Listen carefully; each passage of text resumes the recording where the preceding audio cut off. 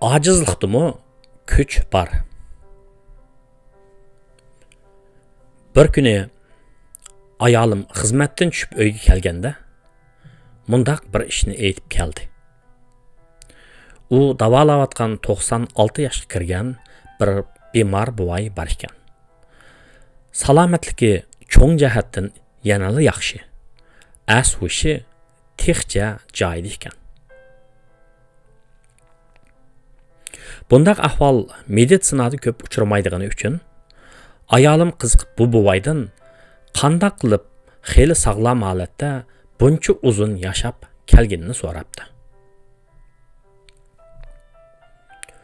Doktor, debdi buvay. Buning sababini men faqatla mening hayotga tutgan pozitsiyamdan deb qarayman. Ya'ni men ishlarim bak yaxshi chaqlarda intayin kamtar kichik fe'l yashadim. İşlerim nachar bo'lib qolganda umidvor bo'lib ishchanlik bilan yashadim.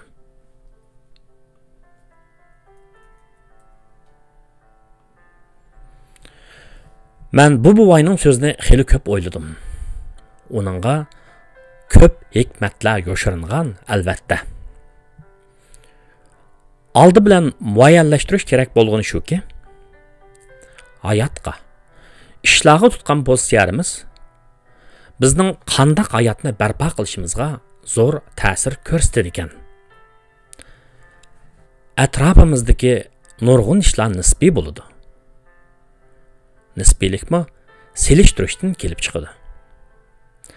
Agar biz jamiyatni bir shaxmat taxtasiga o'xshatsak, o'zimizning o'rnini pechkaning o'rni ekan deb mayislanganda, ikki ishni unutmasligimiz kerak. Birinchisi, shaxmat taxtasidagi o'rinlar doim o'zgarib turadi. Xuddi dunyodagi nurg'un ishlardek. Bir chaqda shah o'rnida bo'lganlar pechkaga aylanib qoladi. Hatto yeyilib ketadi. Pechka bo'lganlar shah bo'ladi. Mubada siz hozir shah o'rnida bo'lsangiz, kamtar bo'ling, alchanlab ketmang. Ikkinchisi, pechka bo'lib qolganligingizning o'zila sizning sagak turib ishchan ham tirishchan bo'lishingizning zarurligini tushuntiradi. Bundaq chaqda umidvor bo'ling. Kam deganda sizning shah bo'lishdan iborat ko'radigan tushingiz va kurash qiladigan maqsadingiz bor. Janob Alloh insonni g'oyasizlik, g'urursizlik, maqsadsizlik va loyg'azallikdan saqlasin.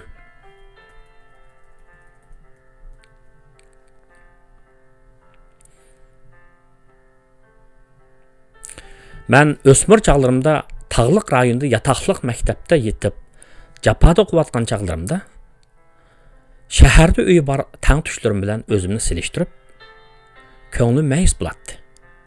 Chunki men dadamning mehr bilan quchoqlashlari, onamning bag'riga besishlari va eni sing'illarimning tatliq balaliq qiliqlarini ko'rishdim va issiq, mazalik uy tamoqlarini yeyishdan mahrum edim.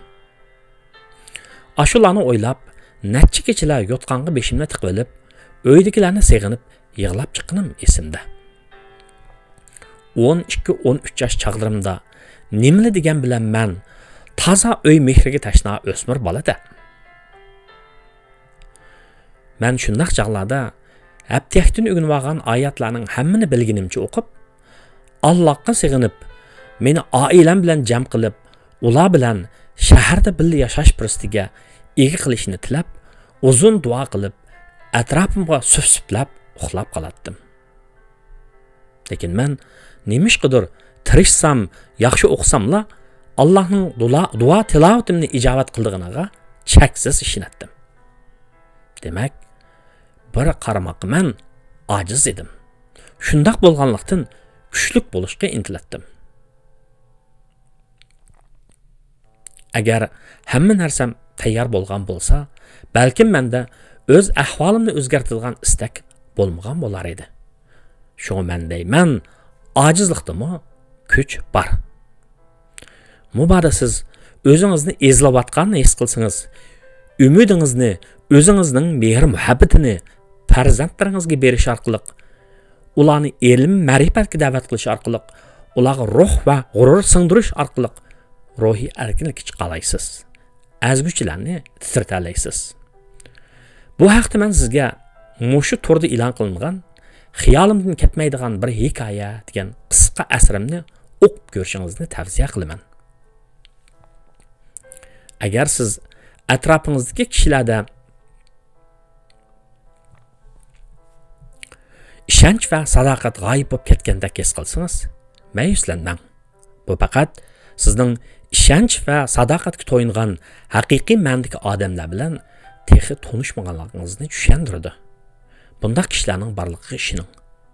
Chunki dunyoda go'zallik bilan razillik tang mavjud bo'lgandek, yomonlarga tetaydigan yaxshilarmi bor? Agar siz sevimli kishingizdan ayrilib qolgan bo'lsangiz, sabr qiling. Chunki farzandlaringiz sizning mehringizga, tarbiyangizga muhtoj. Sizning go'zal qalbingizni kelajakda siz tarbiyalagan yaramliq, faxrlik farzandlaringiz illatidir. Agar siz namrat bo'lsangiz, shuni bilingki, bu bir nisbiy ahvol. Tirishsangizlar, uningdan qutulg'u bo'ladi. Boshqalar sizni orqada qolgan sargiz ishonmang. Yoki o'zingizning ishchanligi va yoki farzandlaringizning tirishchanligi bilan kelajakning go'zal bo'lganiga cho'qim ishoning. Agar oztul huquqi bor birisi oldingizda alchanglab ketsa, pisandingizga olmang. Uchqanning tushadigan chog'lar bo'ladi. Hakavorlik va manmanchilik odamni tiz yo'qitadi. Agar birisi sizni huquqsiz deb qarab bo'zak qilsa, hargiz ma'yuslanmang. Bu sizning o'z huquqingiz uchun aql, idrak, ishonch, g'urur bilan tiz bukmas insoniy va milliy ruh bilan kurash qilishingiz lozimligini bildirdi. Demak, ma'lum ma'nodan aytganda, sizning ojizliklaringizga kuchlik bo'lishning orzu havaslari yoshirinib yotgan bo'ladi. Oxirgi gap. Bu oxirgi hikmatli so'zlarim uchun bir yashik chini qachamni uyimga olib bermasangizmi bo'ladi. Faqat so'zlarim taqtuqi bo'lsa-mu, ammo yaxshi ko'nglimni tushunib, yozganlarimni o'qib, o'qiganlarimni tinglab, mushu qurdagi chaqchaqlarimni tushunib, kulib qo'ysangizlar bo'ladi. Xolos. Mazkur yozma 2013-yili yozilgan.